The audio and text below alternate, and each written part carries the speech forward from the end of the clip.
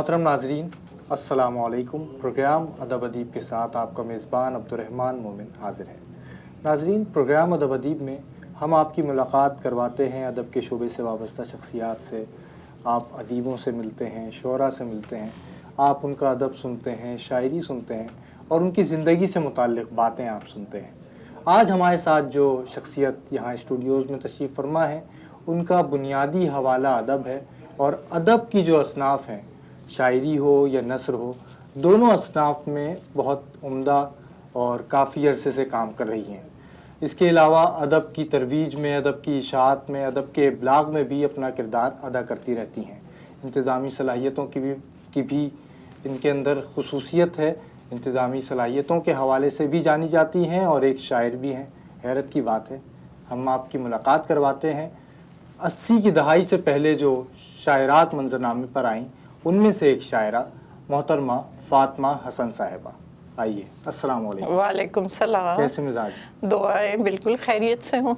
गुफ्तगू का आगाज़ हम बचपन से करते हैं। बचपन कैसा गुज़रा और आपका बचपन तो कैसा, हमने सुना है, पढ़ा है कि कराची में कुछ अरसा गुज़रा, उसके बाद आप कराची से ढाका चली गईं। तो कुछ अपने बचपन के बारे में बताइए। जी, असल में पैदा तो मैं कराची में हुई थी। कुछ यूँ हुआ था कि पार्टीशन के बाद 47 में मेरी वालदा अपने भाइयों के साथ ढाका आई और वालिद यहाँ शादी नहीं हुई थी, तो फिर शादी हुई उनकी ढाकई में, कज़िन थे आपस में। तो उसके बाद वालदा रुखसत होके कराची आ गई। यहाँ पैदाइश हुई मेरी, 7 बरस की थी, क्योंकि ज़्यादा हमारे अइज़ा व अक़रबा वहाँ थे, ढाका में थे, तो वालिद भी यहाँ से उधर ही चले गए। तो 7 बरस की थी जब कराची से गई। तो जो बचपन की बिल्कुल इब्तिदाई यादें हैं, उसमें कराची तो था, क्योंकि यहाँ हम मलीर में रहते थे। जब मैं छोटी थी तो तस्वीरें बनाती थी दीवारों पे, जिस चीज़ पे भी। तो वालिदैन ने ब्लैक स्लेट और रंगीन चौक दे दिया था कि मैं उसी से, मैं पहली औलाद थी ना, तो वक्त गुजारने के लिए मुझे इसी तरह के मशागिल चाहिए थे। तो वो रंग भी मेरे लाशऊर में कहीं थे। आहिस्ता आहिस्ता फिर उन लोगों ने वो स्लेट चौक लेके मुझे कलम और किताब थमा दी, और वो जो पढ़ने का शौक़ हुआ और जो कलम उस रोज़ थामा, तो आज तक थामे हुए हूँ। अब तो कुछ मैं बग़ैर कलम के बात कर लेती हूँ, वरना पहले ये होता था कि जब मुझे एक्सटेम्पो बोलना भी होता था तो हाथ में कलम रखती थी, फिर बोल पाती थी।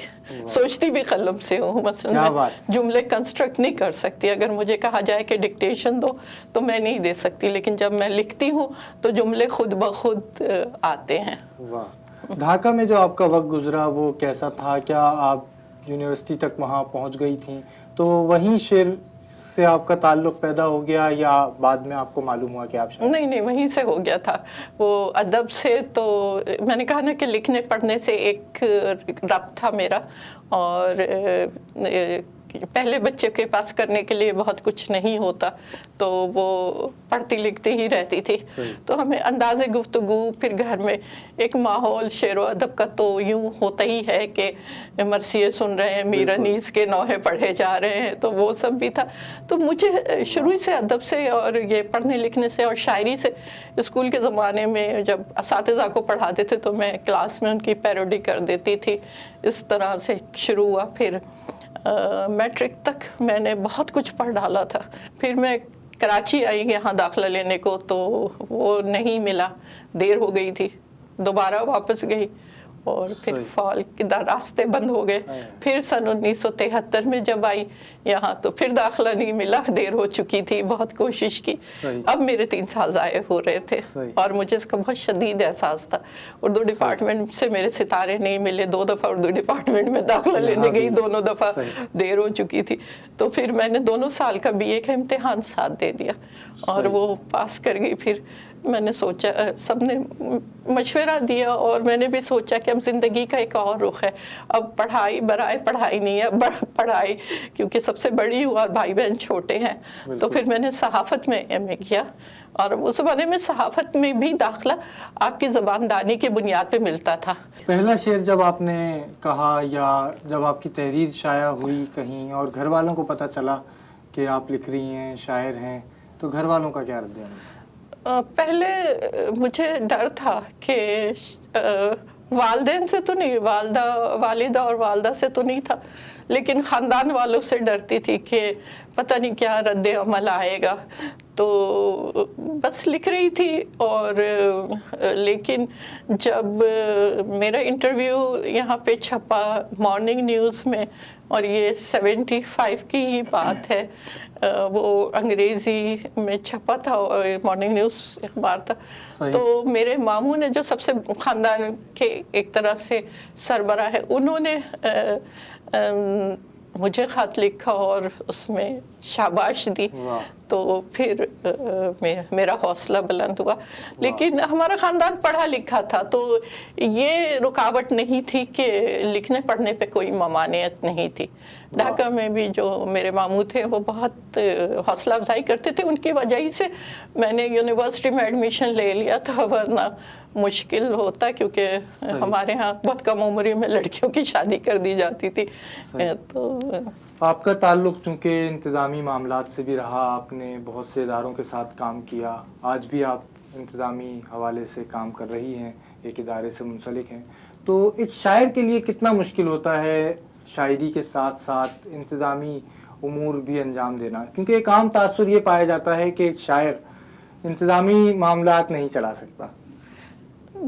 دونوں باتیں ہیں، نہیں چلانے والے تو کچھ بھی نہیں چلا سکتے، وہ پوری زندگی کو اپنے ناکارہ بنائے رکھتے ہیں، لیکن ایک شاعر کے پاس یا جو بھی فنکار ہیں ان کے پاس جو سب سے بڑی قوت ہوتی ہے وہ تخیل، امیجنیشن، تصور۔ تو مجھے تو اس تصور نے بڑا فائدہ دیا۔ مثلا مجھے جب کچھ بنانا ہو یا کوئی تقریب کرنی ہو یا عمارت بنانی ہو، تو مجھے میرے تصور میں پورا اس کا نقشہ ہوتا ہے، اور پھر میں اس کے مطابق ہر مرحلے کو طے کرتی ہوں، اور جو لوگ میرے نیچے کام کر رہے ہوتے ہیں ان کو مشکل پیش نہیں آتی، کیونکہ میں اپنے تصور میں بالکل کلیئر ہوتی ہوں اور ان سے وہ کام لے رہی ہوتی ہوں جو میرے اس تخیل کو اور اس تصور کو وہ اس کو بنا دے گا۔ تو یہی آ کے انسان تو اب میں پھر سارتر کا حوالہ دوں گی، سارتر نے یہ کہا ہے کہ انسان ایک شے ہے، لیکن وہ اپنے جوہر سے انسان بنتا ہے، اور جوہر کہاں آتا ہے؟ اس کے تصور اور تخیل سے۔ تو وہ تصور اور تخیل اگر اس کے اندر ہے تو وہ کامیاب رہے گا۔ لیکن ہمارے ہاں اس وقت مشکل یہ ہے کہ جو تعلیم دی جا رہی ہے، جو ہمارے علمی ادارے ہیں، وہ نہ دانش پروان چڑھا رہے ہیں، نہ امیجنیشن پروان چڑھا رہے ہیں۔ صرف پڑھا دینا تعلیم نہیں ہے، تصور کو، تخیل کو اور آگے دیکھنے کی صلاحیت کو، اس کو بھی پیدا کرنا ضروری ہے۔ آپ 1971 میں کراچی آئیں، پھر آپ واپس گئیں، پھر آئیں، یہ جو ایک سانحہ تھا اس نے ادب پر بھی اثرات ظاہر مرتب کیے۔ جی جی، آپ کی شاعری میں کیا اس کے اثرات آئے یا شخصیت میں؟ بہت آئے۔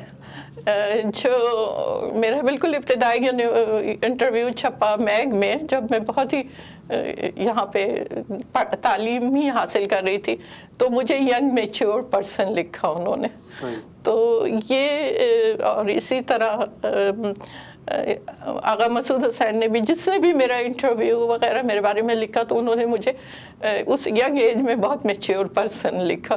تو نیچرلی وہ جو اتنا بڑا سانحہ جھیلنا اور اتنی بڑی تبدیلی کو قبول کرنا، کیونکہ جو خاندان کا ایک حصہ وہاں رہ گیا، ایک حصہ یہاں آیا، اور وہ ہوا جو ہم نے سوچا بھی نہیں تھا کہ رات کو ہم اپنے گھر میں سوئیں اور صبح اٹھیں تو نہ اپنی شناخت رہے، نہ وطن رہے، نہ رشتے زمین سے وہ رہے، جھنڈے کا رنگ تک تبدیل ہو چکا تھا، اور اس کے بعد پھر ایک ہی خواہش، ایک ہی لگن تھی کہ کسی طرح اس گھر بار اور سب کو، اگلے دن کا اعتبار ہی اٹھ گیا تھا، سب کو چھوڑ کر کسی طرح پاکستان پہنچ جائیں، کیونکہ ہم پاکستانی کہلانا چاہتے تھے۔ اس دن پتہ چلا کہ باقی سب چیزیں ہیچ ہیں اگر ہماری قومیت کوئی نہیں ہے۔ یہ بالکل ایسے ہی ہے کہ بے گھری سے بھی زیادہ بڑا دکھ ہے بے وطنی کا۔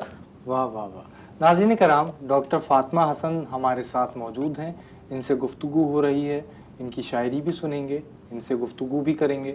ایک وقفے کے بعد آپ ہمارے ساتھ رہیے۔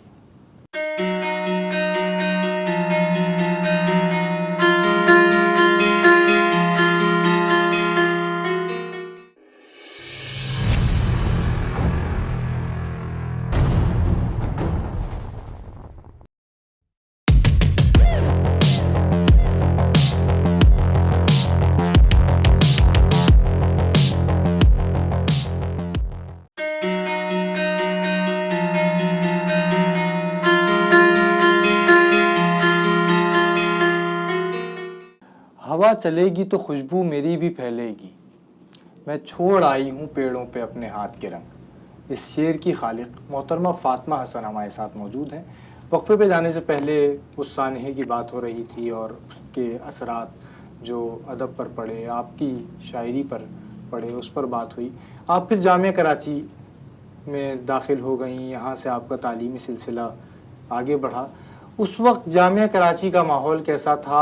ادب کے حوالے سے کیسا ماحول تھا؟ ایک طالب علم جو ادب سے تعلق رکھتا ہو اس کے لیے وہ ماحول کتنا اچھا تھا یا کتنا کارآمد تھا یا فائدہ مند تھا؟ بہت اچھا تھا۔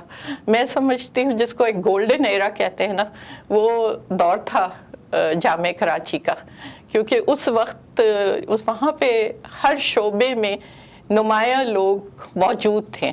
اور آپ یہ دیکھیے کہ مجھ سے ذرا سے پہلے جب میں داخل ہوئی ہوں تو پروین شاکر، بالکل، ثروت حسین، عذرا عباس، اقبال فریدی، یہ لوگ وہاں سے تعلیم حاصل کر کے نکل چکے تھے۔ اور جو موجود تھے ان میں ایوب خاور بھی نکل چکے تھے، اشفاق حسین بھی، اور جو موجود تھے ان میں انور سن رائے، شوکت عابد، شاہدہ حسن، اور یہ ہم لوگوں کا یہ ایک گروپ تھا۔ پھر تنویر انجم آ گئی، 1 سال جونیئر تھی، شاہدہ مجھ سے 1 سال سینئر تھی۔ تو یوں ایک بہت اچھا لکھنے والوں کا حلقہ وہاں پر موجود تھا۔ دوسری طرف بزم طلبہ تھا جہاں پہ ہر بڑا لکھنے والا، اب جو ہمارے ہاں سے جیسے پروین شاکر سے میری ملاقات بزم طلبہ میں ہوئی، کیونکہ وہ یونیورسٹی سے نکل کے ٹیچنگ میں جا چکی تھی۔ تو بزم طلبہ میں یا تو لیکچرر ٹیچرز آتے تھے یا پھر طلبہ آتے تھے، تو وہاں پہ بڑے اچھے پروگرام ہوتے تھے۔ اور پھر سارے بڑے لکھنے والے، وہ آپ کے فاروقی صاحب ہوں، انتظار حسین صاحب، ڈاکٹر احسن فاروقی، انتظار حسین، منیر نیازی، ان سب سے ہماری ملاقات وہاں پر ہوئی۔ باہر سے آنے والے جتنے شعراء اور ادیب آتے تھے اس زمانے میں، سارے وہاں پہ جو موجود تھے وہ لوگ بھی۔ تو یہ کیا یہ قدرتی طور پہ ماحول تھا یا اس میں کچھ لوگوں کا عمل دخل تھا، اداروں کا یا حکومت کا؟ کیونکہ آج ہمیں وہ ماحول نظر نہیں آتا یا ہمیں محسوس نہیں ہوتا۔ نہیں، وہ قدرتی ہی تھا، ایک تسلسل تھا، روایت سے چلا آ رہا تھا۔ ریڈیو پاکستان ہمیشہ ایک اچھی تربیت گاہ رہا۔ اس سے پہلے بھی دیکھے کہ جو انڈیا میں بھی جو بڑے بڑے شعراء اور ادیب تھے وہ ریڈیو سے ہی یا اخباروں سے، صحافت سے وابستہ ہوتے تھے، اور وہیں پر ان کی تربیت بھی ہوتی تھی، وہی بیٹھک بھی ہوتی تھی۔ مگر وقت کے ساتھ ساتھ ہمارے اداروں میں انحطاط آیا، ٹیلی ویژن بنا۔ جب ٹیلی ویژن بنا تو اس وقت پھر بھی ادیب اور شعراء ادھر گئے، لیکن یہ سارا انحطاط شروع ہوا 80 کے بعد، جب ضیاء الحق کی گورنمنٹ آئی ہے، اور اس کے بعد بہت سارے مسائل آئے ہیں۔ یونیورسٹی میں آپ جب تھیں اس وقت یونیورسٹی میں انتخابات بھی ہوتے تھے، جی جی، تو وہ جو ہوتے تھے اس وقت یونیورسٹی کا ماحول کیسا تھا؟ اور اس کے بعد جیسے آپ نے بتایا ضیاء صاحب کی حکومت آئی اور وہ طلبہ یونین پر بھی پابندی لگی، جی، تو اس کے اثرات کیا پڑے طلبہ کی شخصیت پر یا ان کے ذہنوں پر؟ بہت برے اثرات پڑے۔ بات یہ ہے کہ میرے ہی زمانے میں پہلی مرتبہ پروگریسو اور لبرل نے مل کے انتخاب لڑا اور وہ جیتے بھی۔ آپ دیکھیں اسلامی جمعیت طلبہ تھی وہاں پہ۔ اچھا، اب یہ جو ہم لوگوں کے اختلافات اس عرصے میں، یعنی میں تو ڈھاکہ سے ہی اسٹوڈنٹ پالیٹکس میں میری ایک تھا شعور تھا مجھے، اور وہاں پہ بھی میں बाएं बाजू की तरफ थी, और लेकिन हमारे इख्तिलाफात जो होते थे वो नज़रियात पे होते थे, इस पर नहीं होते थे कि आप पंजाबी हैं, आप बंगाली हैं, आप बलोच हैं, आप ये ज़बान बोलते हैं, आप ये खाना खाते हैं, आपके आबा अजदाद ये थे वगैरह वगैरह, ये नहीं थे, हमारे नज़रियात पे होते थे। लेकिन जो जदीदियों ने और तरक्की पसंदों ने दोनों की नाराबाजी से फिर मैं कट गई, और मैंने कहा कि अदब जो है इसको आप किसी सांचे में या फ़िक्र को, लिखने वाले के फ़िक्र को, इन सब से मावरा होना चाहिए, हर तरह के सांचे से निकलकर उसे लिखना है और अपना सच पेश करना है। बेशक वो कॉन्ट्राडिक्ट कोई और आके उसको रद्द कर दे, लेकिन हम अपने उसमें अदब में दयानतदार हो। और ये मेरा एक रवैया शुरू से रहा है। मैं कहती हूँ जिसके पास जो कुछ होता है उसी से तो बददयानती करता है, तो हमारे पास तो कलम है, हमें कलम से बददयानती नहीं करना चाहिए, और ना ही कलम को किसी ख़ास मकसद की तरवीज के लिए या उसके इश्तिहार के लिए इस्तेमाल करना चाहिए, बल्कि कलम को और अपनी फ़िक्र को आज़ाद रखना चाहिए हर किस्म के तासुबात से और हर किस्म के समझौतों से। वाह, अदब का ताल्लुक़ समाज से कितना है? क्योंकि आप समाज से भी मुताल्लिक़ रही और समाज के जो मामलात हैं उनसे भी मुताल्लिक़ रही। अदब को आप समाज पर कितना असरअंदाज होता हुआ देखती हैं, या समाज को अदब पर कितना? ये बिल्कुल, ये दोनों तो लाजिम व मलजूम है। अगर अदब नहीं होगा, आर्ट नहीं होगा, तो समाज बनेगा कैसे? सारा मसला तो इब्लाग का ही है ना, कि समाज उसी वक्त तश्कील पाता है जब लोग आपस में इब्लाग करते हैं, और फिर जब अब ये होता है कि जैसे जैसे इब्लाग की सतह बुलंद होती है वैसे वैसे समाज की सतह बुलंद होती है। तो ये हमारे लोगों को समझ लेना चाहिए कि समाज और आर्ट अलग नहीं है, लाजिम व मलजूम है। आपको अगर समाज को सुधारना है तो अपने अदब को सुधारना होगा, और अगर अदब को सुधारना है तो आपको समाजी रवैयों पर नज़र रखनी पड़ेगी, क्योंकि उसका अक्स आपके अदब पर पड़ेगा। अगर हाँ, तो जो हम तो दोनों लाजिम है, और निरी दाखिलियत से तो अदब नहीं तख्लीक होगा, दाखिलियत से आप कितने दूर तक जाएंगे। हमारे यहाँ तरक्की पसंदों का भी तो यही सोचना और यही कहना है कि अदब का समाज से ताल्लुक़ है और समाज के मामलात पर अदब को असरअंदाज होना चाहिए। तो बिल्कुल। आज हमें तरक्की पसंद अदब उतना मतलब आउट ऑफ फैशन क्यों होता हुआ नज़र आता है, या हमें अब उसका जो असर था वो नज़र नहीं आता? पहले जिस तरह लोग इस नज़रिए के तहत लिखते थे, और आप भी इब्तिदा में इस नज़रिए नहीं, मैं उस नज़रिए को पसंद करती थी। मैं उस नज़रिए को पसंद करती थी, एक सोशल जस्टिस की फ़िलॉसफी को, समाजी इंसाफ के फ़लसफ़े को आज भी पसंद करती हूँ, और उस पर मैं कायम हूँ कि ये जो तबक़ाती निज़ाम है इसको ख़त्म होना चाहिए। और अब हमने देखा कि हमारे यहाँ कितनी ये जो कैपिटलिस्ट सोसाइटी कायम हुई, और तरक्की पसंद उसको देख रहे थे कि ये कैपिटलिस्ट सोसाइटी जो है ये कितनी तबाही लाएगी, और उसकी तबाही आ गई सामने, अब तो खुलकर सामने आ गई है। तो अब दोबारा लोग उस निज़ाम की तरफ जा रहे हैं। ये तो है कि इक़्तिसादी और माशी रवैयों में तो मैं उसको बिल्कुल दुरुस्त समझती हूँ, लेकिन जो है नहीं उसको लिखना नाराबाजी के तहत कि ऐसा है, इनकलाब आ गया है, या जहाँ पे मसलन इस वक्त कोरोना की कैफियत है, तो हम एक लायानियत में अगर आ गए हैं किसी वजह से, तो उस लायानियत को सिर्फ इसलिए ना लिखें कि हम तरक्की पसंद है और उसमें हमें सिर्फ रोशन रुख दिखाना चाहिए। तो ये जो है, यानी मैं ये कहती हूँ कि जो हो वही होना चाहिए। ठीक है, आपको शऊर हर तहरीक का होना चाहिए। अब जैसे सार्तर भी तो तरक्की पसंदी से वजूदियत की तरफ आया, और आपका वजूद तो एक सच्चाई है, आप समाज से वही कुछ लेते हैं जो آپ کی داخلیت جس کو قبول کرتی ہے اور جس کو داخلیت قبول کر کے سماج کو دیتی ہے تو اس میں آپ کی سچائی آتی ہے. تو ہر خیر تو ہر فنکار چاہتا ہے، اور یہ خیر اس کا سچا خیر ہونا چاہیے، صرف نعرے بازی نہیں ہونی چاہیے. جو اس میں ترقی پسندی میں بھی جو انحطاط آیا وہ یہ آیا کہ جو ان لوگوں نے کہا وہ کیا نہیں، اور جو انہوں نے بتایا وہ آیا نہیں، وہ ہوا نہیں. انقلاب آئے یا نہ آئے اب دیکھتے ہیں کب آتا ہے، امید ہے ابھی. لیکن ہماری گفتگو کے درمیان ایک وقفہ آ رہا ہے، وقفے سے نمٹتے ہیں، وقفے سے واپس آتے ہیں، پھر گفتگو کو آگے بڑھاتے ہیں. ہمارے ساتھ رہیے.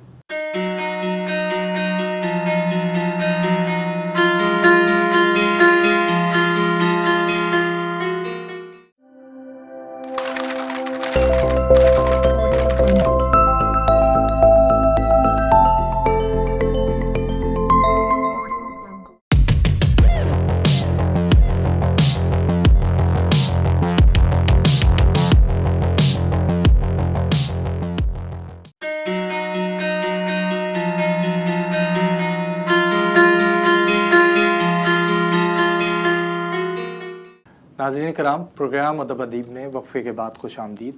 ہمارے ساتھ موجود ہیں معروف شاعرہ محترمہ فاطمہ حسن. وقفے پہ جانے سے پہلے بات ہو رہی تھی ترقی پسند ادب کی اور ادب اور نظریات کی. کچھ آپ چاہ رہی تھی کہ اس میں کوئی بات جی، میں بات یہ کرنا چاہ رہی تھی کہ بہرحال میں ترقی پسندی کی طرف مائل رہی، کیونکہ اس میں ایک سماجی انصاف اور انسان کے احترام کی بات تھی. دوسرے جب میں یہاں آئی تھی اور یہاں پر جمعیت طلباء، اسلامی جمعیت طلباء کی یونین تھی، اور یہ تھنڈر اسکواڈ اور 8 فٹ کا فاصلہ، اس قسم کی باتیں ہوتی تھی. شفیع نقی جامعی صدر تھے اور انہوں نے تھنڈر اسکواڈ بنا رکھی تھی. اور جب پہلی دفعہ میں آئی تھی تو آفتاب احمد صاحب نے، وہ جو آفتاب حسین تھے جو بابا اردو سے بھی لڑے تھے، وہ یہاں کے تھے، اور انہوں نے مجھے کہا کہ آپ کیوں آئی ہیں. میں جب ان کے پاس گئی داخلے کے لیے تو کہنے لگی کہ آپ کیوں آئی ہیں داخلے کے لیے، لڑکیاں تو یہاں پہ بہت بھری ہوئی ہیں، لڑکیوں کے لیے تو گھر ہی اچھا ہے. اس قسم کی باتیں کہ ہمارے ہاں لوگ یہ نہیں سوچتے کہ یونیورسٹی کے معنی ہیں اسکالرز کی کمیونٹی. یہاں پہ وہ لوگ آتے ہیں جو ذہنی طور پر میچور ہو چکے ہوتے ہیں. اس میچورٹی کے ساتھ وہ اتنی بنیادی باتوں کو نہیں ایکسیپٹ کریں گے.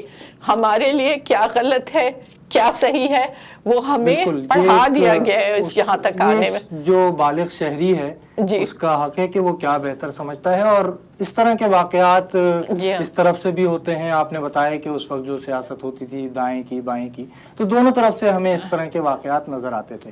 ادب کی طرف ہم واپس آتے ہیں کہ آپ ابتدا میں جس وقت آپ ادبی منظرنامے میں آئیں تو اس وقت پروین شاکر صاحبہ شعر کہہ رہی تھیں، ان کی مقبولیت بھی آہستہ آہستہ بڑھ رہی تھی اور لوگ انہیں پسند کرنے لگے تھے. اس کے بعد پھر آپ منظرنامے پر آئیں، شاہدہ حسن صاحبہ منظرنامے پر آئیں. تو کہ پروین شاکر کا اثر آپ نے قبول کیا؟ کیونکہ ایک عام تاثر ایسا ہوتا ہے کہ ان کے بعد تو ہم نے بہت دیکھا کہ ان کا شاعروں نے یا شاعرات نے خصوصی طور پر اثر قبول کیا. اور آپ سے کبھی کسی نے کہا ہو کہ اس کی طرح شعر کہو؟ نہیں، میں تو شروع سے ہی دیکھیں، میں پروین شاکر سے بہت فاصلے نہیں ہے میرا، ہمارا اور ان کا دور تقریباً ایک ہی ہے، لیکن میں بہت مختلف تھی. میں یہاں کے سبھی لوگوں سے مختلف تھی، کیونکہ ایک تو میں روایت سے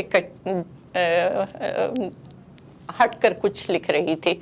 تو میرا تو ایک بالکل ہی شروع سے ہی مختلف انداز رہا ہے. اور میرا سن 77 میں میرا پہلا مجموعہ بہتے ہوئے پھول آ گیا تھا، جس میں نثری نظمیں زیادہ تھیں اور گیت بھی تھا، غزلیں بھی تھیں، لیکن زیادہ نثری نظمیں تھیں. اور اس میں ایسی بھی ایک نظم کے میں ایک حصہ سناتی ہوں کہ تم نے زمینی کھیلوں کو دیکھا کہ شطرنج کی بساط پہ گھوڑا 2.5 قدم چلا اور زمین کا رنگ بدل گیا. یہ سن 73 کی شاعری ہے اور یہ میرا اپنا تجربہ ہے کہ میں نے زمین کا رنگ بدلتا. یہ سن 75 میں جب میں نے لکھا کہ خواتین کے عالمی سال میں ماں سے کہتی ہوں یہ پیڑ جو میں نے بڑے شوق سے لگائے تھے اب آسیب بن کر میرے بچپن کا خوف دہراتے ہیں. وہ ہنستی ہے اور کہتی ہے میری گود تمہارے لیے بہت چھوٹی ہے. پھر میں آنکھوں کا ہراس چھپانے کے لیے اخبار سامنے کر لیتی ہوں اور اس کی ڈھونڈتی نگاہیں ویتنام کی تصویروں میں الجھ جاتی ہیں. وہ دھیرے سے کہتی ہے جنگ سے اغوا تک کی خبروں میں کیا تم نے کوئی امن کا اشتہار بھی ڈھونڈا. میں تمہیں تمہارے باپ کے خلاف بولتے دیکھ کر بہت خوش ہوئی کہ میں اب تمہاری پناہ میں آنا چاہتی ہوں. تو اس وقت تو کوئی فیمنزم کا دورہ نہیں تھا.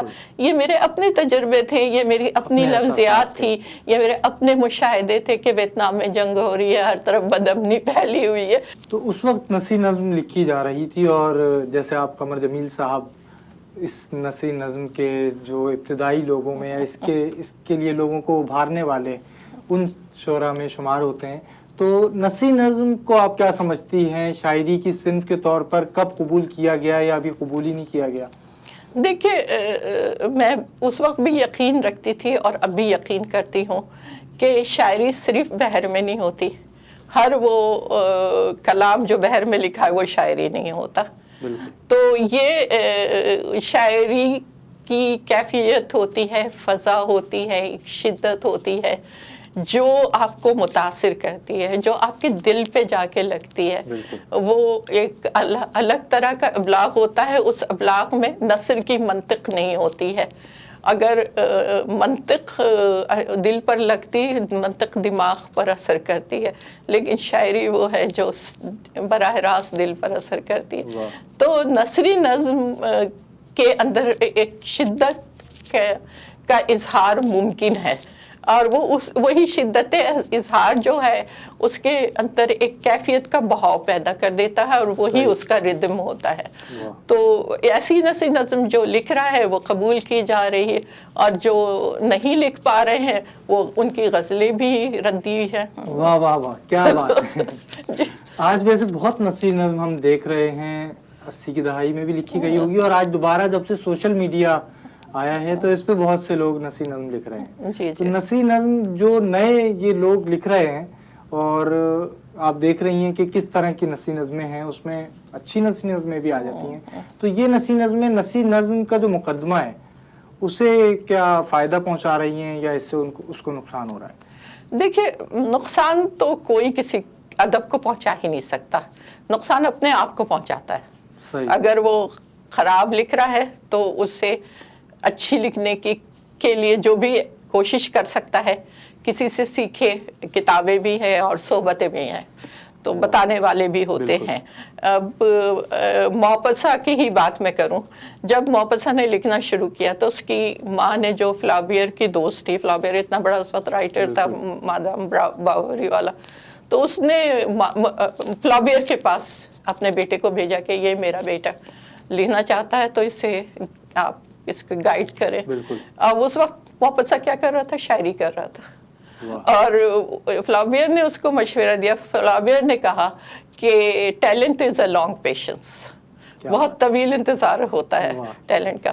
تو یہ ہے کہ اور دوسرا جو انہوں نے کہا اس کہ فائنڈ یور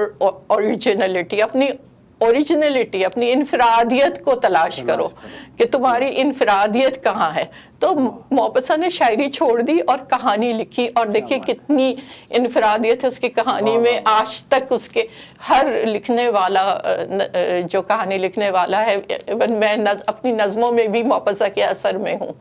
آخری لائن میری ایک بالکل انسپیکٹڈ لائن آتی ہے غیر متوقع قسم کی. جیسے سلسلہ کیا, آپ بھی سلسلے سے تعلق رکھتی ہیں, اساتذہ سے آپ نے فیض حاصل کیا, ان کی صحبتوں سے فیض حاصل کیا. آج کے جو نوجوان ہیں ہمیں وہ نظر آتے ہیں اساتذہ سے کچھ ان کی دوری نظر آتی ہے, اور اگر ان کا استاد ان کو کوئی مشورہ دے, جیسے ایک واقعہ حسن عسکری اور صاحب اور سلیم احمد صاحب کے بارے میں مشہور ہے, ان کی غزل کے بارے میں کہ انہوں نے کہا اسے پھاڑ دو تو انہوں نے پھاڑ دی. آج کا نوجوان استاد کو اتنی عزت نہیں دیتا, یا استاد سے اس کا تعلق نہیں ہے یا اپنے سینئر سے نہیں ہے، اس کی وجہ کیا ہے؟ انہوں نے نہیں پھاڑی، ہماری بھی بہت چیزیں پھاڑی گئیں اور کاٹی گئیں۔ قمر جمیل صاحب کہتے تھے پھاڑ دو، کاٹ دو اس کو۔ محبوب خزاں تو ایسے خفا ہوتے تھے خراب شاعری پہ، اور اس پہ اسپیشلی کسی اور کا فریز اگر، یعنی ہمیں یہ شعور تو انہوں نے دیا نا کہ جو استعمال شدہ فریزز ہیں، مثلا اگر مانوس اجنبی لکھو گے تو دھیان ناصر کاظمی کی طرف جائے گا، اور چاند چہرہ لکھو گے تو عبید اللہ علیم کی طرف جائے گا، اور یہ میں خانہ اور بلبل اور گل تو تمہارے تجربے ہی میں نہیں ہے، تم کہاں سے لکھو گی، اور یہ دست اور سنگ اور یہ سب اٹھا کے پھینک دو کیونکہ یہ بہت استعمال ہو چکا۔ تو یہ سب چیزیں ان لوگوں نے ہی بتائی تھی۔ اسی طرح یہ اضافتوں کا غیر ضروری استعمال، اب میں کبھی موسم گل نہیں لکھتی، میں پھولوں کا موسم لکھتی ہوں، تو ایک دفعہ انور شعور نے مجھ سے سوال کیا کہ تم اضافتیں، میں کوشش کر کے پہلے رد کرتی تھی، اب میرے وہی مزاج بن گیا تو انہوں نے کہا کہ موسم گل کو کیا لکھو گے، تو میں نے کہا مجھے پھولوں کا موسم، پیڑ پودے اور بچے اور پرندے اچھے لگتے ہیں۔ تو یہ میں نے پوری ایسی غزلوں کے مصرے، میرے نثر بھی ہے اور نظم بھی ہے، بحر میں بھی ہے۔ تو یہ جب ہمارے شعور میں ہوتا ہے تب لاشعور میں جاتا ہے کہ ہمیں یہ کرنا ہے اور یہ نہیں کرنا ہے۔ جو زبان ہم بولتے ہیں وہی استعمال کرتی ہیں شاعری میں۔ ہاں، ہماری ووکیبلری بڑھائے، اپنے گفتگو کی زبان کو بھی وسیع تر کریں۔ بالکل، تو یہ گفتگو میں آپ سے بالکل بھی وقت گزرنے کا احساس اندازہ نہیں ہو پا رہا۔ ابھی ہم پروگرام کے اختتام کی جانب بڑھ رہے ہیں، لیکن ہمارے ناظرین اس امید میں ہے کہ آپ کچھ شاعری بھی سنائیں گی، تو کوئی غزل ہمارے ناظرین کو سنائیں۔ بکھر رہے تھے ہر ایک سمت کائنات کے رنگ، واہ، بکھر رہے تھے ہر ایک سمت کائنات کے رنگ، مگر یہ آنکھ کے جو ڈھونڈتی تھی ذات کے رنگ، واہ کیا کہ مگر یہ آنکھ کے جو ڈھونڈتی تھی ذات کے رنگ۔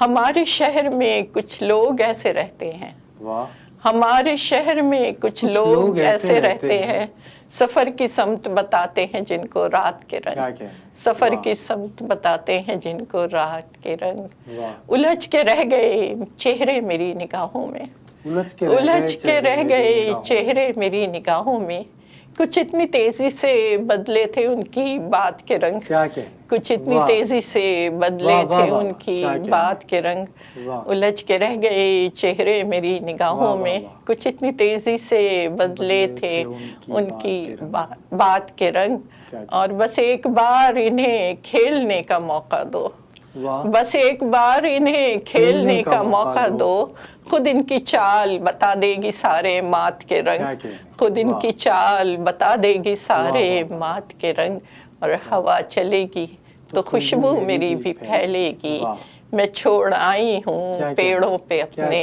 ہاتھ کے رنگ۔ واہ واہ واہ واہ، کیا کہنے، بہت خوب، بہت اچھی آپ کے ساتھ گفتگو رہی، اور وقت گزرنے کا واقعی احساس اندازہ نہیں ہوا۔ آخر میں کوئی پیغام ہمارے ناظرین کو دیجیے تو ہم پروگرام ختم کریں گے۔ بس یہی کہوں گی کہ مطالعے کریں اور ساری دنیا کے ادب کا کریں، اور جو علی شریعتی نے کہا تھا کہ ہماری زبان اور ہمارا ادب اور ثقافت کس مقام پر ہے، یہ جاننے کے لیے ایک اور زبان، ایک اور ادب، ایک اور ثقافت کو ضرور پڑھنا چاہیے، اور یہ ہے کہ بلا تعصب پڑھنا چاہیے، اور جہاں سے سیکھ سکے سیکھ لیں۔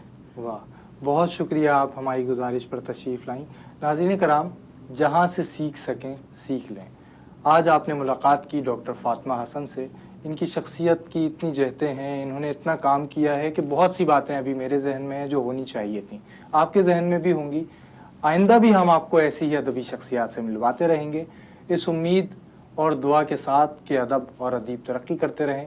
آپ کا میزبان عبدالرحمن مومن آپ سے اجازت چاہتا ہے۔ اللہ حافظ۔